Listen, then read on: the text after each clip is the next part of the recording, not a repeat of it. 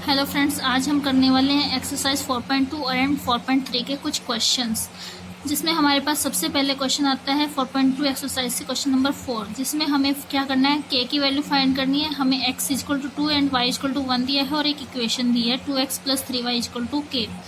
तो देखिए, ये अगर ये पॉइंट इसके सोल्यूशन है तो ये इस इक्वेशन को कम्प्लीटली सेटिस्फाई करेंगे। तो मैं इसलिए इन वैल्यूज़ को जब इसमें रखूँगी तो लेफ्ट राइट मेरे दोनों इक्वल होने चाहिए। तो देखिए 2 इंटू 2 प्लस 3 इंटू 1, ये जब हम रखेंगे तो हमारा सोल्व करने पे बन जाएगा 4 और 3 इंटू 1 3। तो 4 प्लस 3 क्या हो गया 7, यानी k इक्वल टू क्या होना चाहिए 7। और ये k इक्वल टू 7 हमारा सही है, क्योंकि ये इक्वेशन के सोल्यूशंस दिए गए हैं। ठीक है, इसी तरीके से हमें एक्सरसाइज 4.3 में क्वेश्चन नंबर 3 दिया गया है, जिसमें हमें अलग अलग वैल्यू ना दे करके कोऑर्डिनेट पॉइंट्स के रूप में वैल्यू दी है 3,4, और ये बताया है कि ये जो है इस इक्वेशन के ग्राफ पे लाई करते हैं। इक्वेशन है 3y equal to ax plus 7, और यहाँ हमें a की वैल्यू फाइंड करनी है।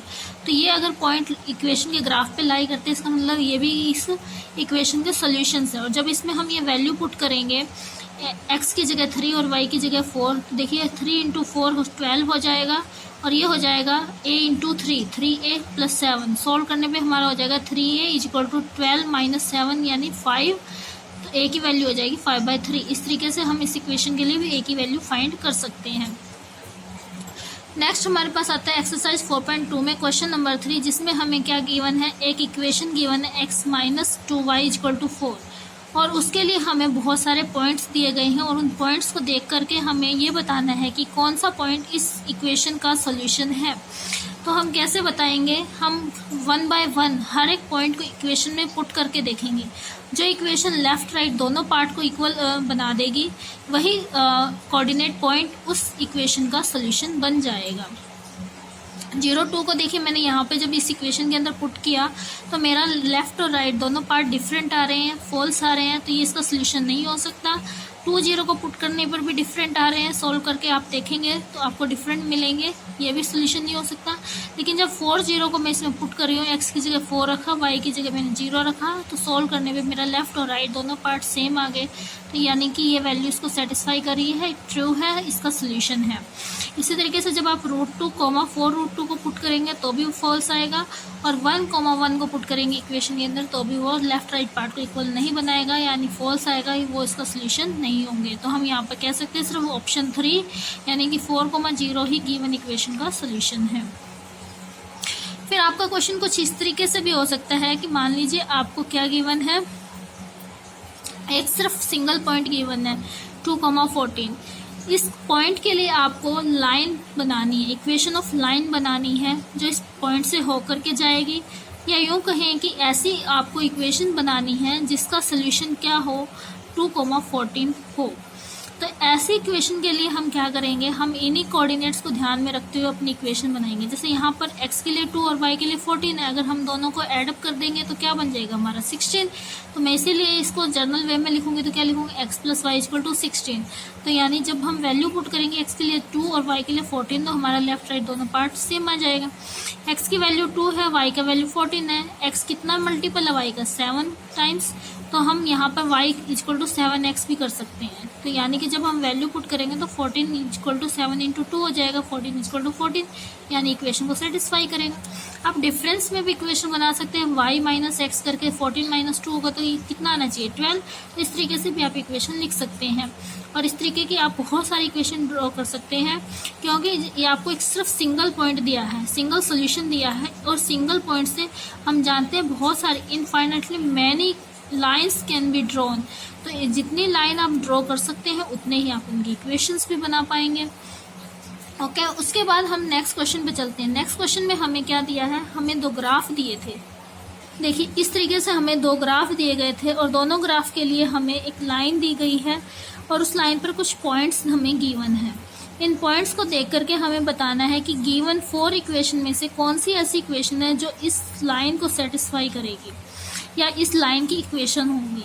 इसी तरीके से इस लाइन पर भी कुछ कोऑर्डिनेट्स हमें दिए गए हैं, और हमें इन 4 इक्वेशंस को देख करके बताना है कि कौन सी इक्वेशन जो है इस पर्टिकुलर लाइन के लिए है।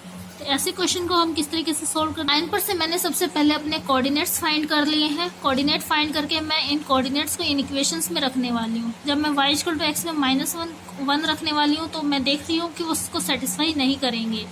अगर x plus y equal to 0 में ही रख रही हूँ तो उसको कम्प्लीटली सेटिस्फाई कर रहा है। 0 0 रख रही हूँ तो भी सेटिस्फाई कर रहा है। 1, -1 रख रही हूँ तो भी इसको सेटिस्फाई कर रहा है। तो मैं कह सकती हूँ तीनों पॉइंट या तीनों कोऑर्डिनेट पॉइंट जिस इक्वेशन को सेटिस्फाई करेंगे वो ये इक्वेशन है, यानी गिवन स्ट्रेट लाइन की जो इक्वेशन होगी ये वाली इक्वेशन होगी।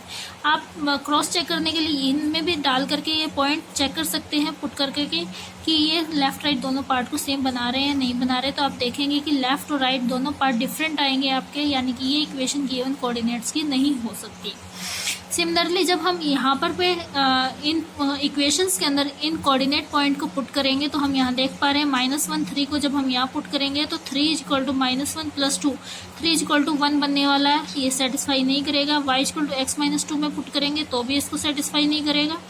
y equal to -x plus 2 में जब हम ये वैल्यू रखने वाले हैं तो यहाँ हम देख रहे हैं ये 3 है, ये equal to minus into -1 plus 2 +1 + 2 यानी 3 इक्वल टू 3 बन जाएगा आपका। ये इक्वेशंस को सेटिस्फाई करेगी। 0 2 को पुट करेंगे तो भी सेटिस्फाई करेगी, 2 0 को पुट करेंगे तो भी सेटिस्फाई करेगी। यानी पर्टिकुलर गिवन लाइन के लिए जो इक्वेशन है वो हमारा सी वाला इक्वेशन है। ओके, इस तरीके से आप कोऑर्डिनेट्स गिवन है तो उसके लिए लाइन भी फाइंड कर सकते हैं, और एक लाइन आपको स्ट्रेट लाइन का इक्वेशन गिवन है तो उसके आप सोल्यूशंस भी फाइंड कर सकते हैं।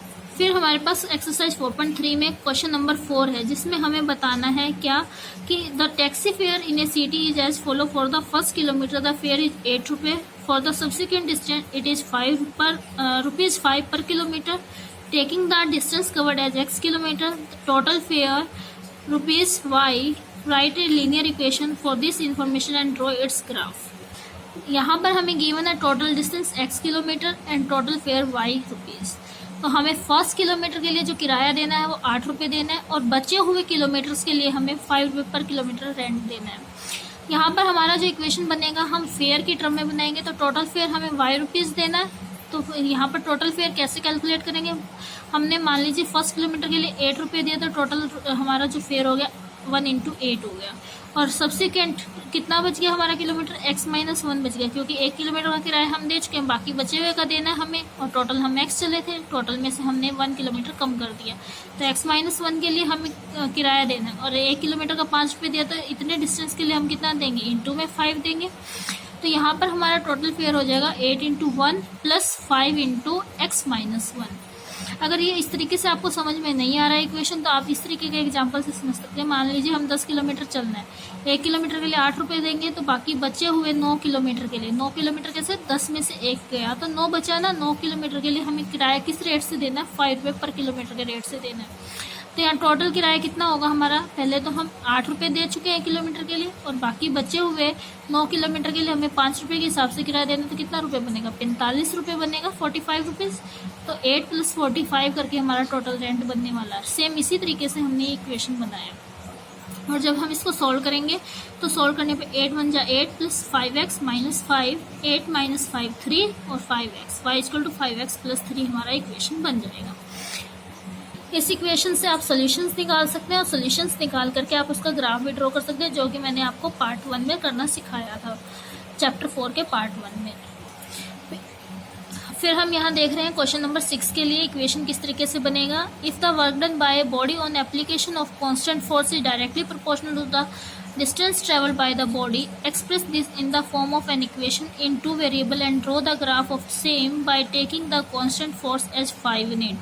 Also read from the graph the work done when the distance traveled by the body is 2 unit or 0 unit. यहाँ हमें वर्क डन जो है वो डायरेक्टली प्रोपोर्शनल दिया डिस्टेंस के, और किसके एप्लीकेशन पे दिया, फोर्स को हमने कांस्टेंट रखना है। तो यहाँ पर हमारा इक्वेशन क्या हो जाएगा, जो हम डायरेक्टली का साइन हटाने के लिए हम कांस्टेंट लेंगे, वो कौन सा लेंगे, फोर्स लेंगे। तो इक्वेशन हो जाएगा वर्क डन = फोर्स × डिस्टेंस। अब हम वर्क डन को y एक्सिस पर मान लेते हैं और डिस्टेंस को x एक्सिस पर, तो हमारा इक्वेशन y x की टर्म में क्या बनेगा, y = fx बनेगा। बट इस इक्वेशन के लिए एक परफेक्ट या एब्सोल्यूट ग्राफ बनाना मुश्किल है, क्योंकि एफ़ हमारा एक जनरल कांस्टेंट है इसमें। तो यहाँ पर हमें एफ़ की वैल्यू कितना लेकर के चलना है, 5 यूनिट लेकर के चलना है। आपको में गिवन है कि आपको एफ़ यानी फोर्स को आपको 5 यूनिट लेना है, तो मैंने फोर्स की जगह 5 यूनिट रख दिया। तो मेरा इक्वेशन जो बनेगा वो बनेगा y = 5x। इस इक्वेशन के लिए आप सोल्यूशन निकालिए और ग्राफ ड्रॉ कर लीजिए। मेन आपको इक्वेशन बनाने में प्रॉब्लम हो सकती है, इसलिए मैं इक्वेशन बनाना सिखा रही हूँ। ग्राफ ड्रॉ करने में ज़्यादा दिक्कत नहीं आएगी, वो आप फर्स्ट पार्ट से सीख सकते हैं कैसे करना है। ओके, उसके बाद जब आप ये कर लेंगे, उसके बाद आपको ग्राफ में से x का वैल्यू 2 रखते हुए y का वैल्यू फाइंड करना है। तो यहाँ पर आप इस इक्वेशन से भी देख सकते हैं y का वैल्यू क्या आना चाहिए, आपका 10 आना चाहिए। 5 × 2 10। और अगर आपका x का वैल्यू 0 है तो y का वैल्यू भी आपका क्या आएगा, 0 आएगा। ग्राफ से आप इस चीज़ को फाइंड कर सकेंगे जब आप इसका ग्राफ ड्रॉ कर लेंगे। उसके बाद हम नेक्स्ट क्वेश्चन जो है हमारा ये है कि यामिनी एंड फतिमा 2 स्टूडेंट है क्लास 9 की, जिनका टोटल जो कंट्रीब्यूशन है प्राइम मिनिस्टर रिलीफ फंड में वो 100 रुपीज़ का है। हम उसमें से हमें एक का कंट्रीब्यूशन x पे मानना है और दूसरे का y मानना है, और इसके लिए इक्वेशन बनाते हुए ग्राफ ड्रॉ करना है। तो देखिए यहाँ पर मान लीजिए टोटल कंट्रीब्यूशन यामिना और फातिमा का कितना था, 100 रुपीज़ था। यामिना का कंट्रीब्यूशन कितना मानना है हमें, x रुपये, और फातिमा का कंट्रीब्यूशन y रुपीज़। दोनों का टोटल कंट्रीब्यूशन x + y = 100 हो जाएगा। जैसे मान लीजिए आपने 50 रुपये दिए, आपके फ्रेंड ने 50 रुपये दिए, तो दोनों का कंट्रीब्यूशन कितना हो गया, x रुपीज़ हो गया। या आपके फ्रेंड ने 40 दिया, आपने 60 दिए, तो आपका कंट्रीब्यूशन कितना हो गया, 100 रुपये। तो यहाँ हमें 40 को x मान लिया, 60 को y मान लिया। एक ने x रुपये दिए, एक ने y रुपये दिए, तो टोटल कंट्रीब्यूशन कितना का हो गया, 100 का। इसी चीज़ को लेते हुए हमने इक्वेशन बना लिया x + y = 100। ये हमारा इक्वेशन बन गया। इसके लिए आप सॉल्यूशंस निकालिए और सॉल्यूशंस निकाल करके ग्राफ ड्रॉ कर लीजिए। जो लास्ट क्वेश्चन है आपके एक्सरसाइज 4.3 से, वो ये क्वेश्चन है कि आपको इस तरीके का इक्वेशन दिया है, फ़ारेनहाइट = 9/5 × डिग्री सेल्सियस + 32। यहाँ बताया गया है कि कनाडा में और यूएसए में जो टेम्परेचर नोट किया जाता है फ़ारेनहाइट में किया जाता है, बट इंडिया में डिग्री सेल्सियस में किया जाता है। इसी इक्वेशन को लेते हुए आपको क्या करना है, सेल्सियस को x एक्सिस पर रखते हुए और फ़ारेनहाइट को y एक्सिस पर रखते हुए आपको लीनियर इक्वेशन का ग्राफ ड्रॉ करना है। तो सबसे पहले आप इस इक्वेशन को सिंपल इक्वेशन में कन्वर्ट कर लीजिए। फ़ारेनहाइट को y पे लेना है आपको और डिग्री सेल्सियस को x एक्सिस पे लेना है। वहाँ पर ये वैल्यू रखिए और यहाँ पर 5 को एलसीएम ले लीजिए थ्रू आउट इक्वेशन में। थ्रू आउट इक्वेशन में जब आप लेंगे तो एलसीएम हमारा कैंसिल आउट होकर के हमें इक्वेशन देगा 5y = 9x + 160। इस इक्वेशन के लिए आप सोल्यूशंस बना करके इसका ग्राफ बना सकते हैं बड़े इजीली। सेकेंड है, if temperature is 30 degree Celsius what is the temperature in Fahrenheit. तो यहाँ पर हमें डिग्री सेल्सियस की जगह 30 रखते हुए अपने इक्वेशन को सोल्व करना है। 5 6 या 30, 9 × 6 आपका हो जाएगा 54 + 32। आपका जो फ़ारेनहाइट का वैल्यू आएगा वो कितना आ जाएगा, 86 डिग्री आ जाएगा।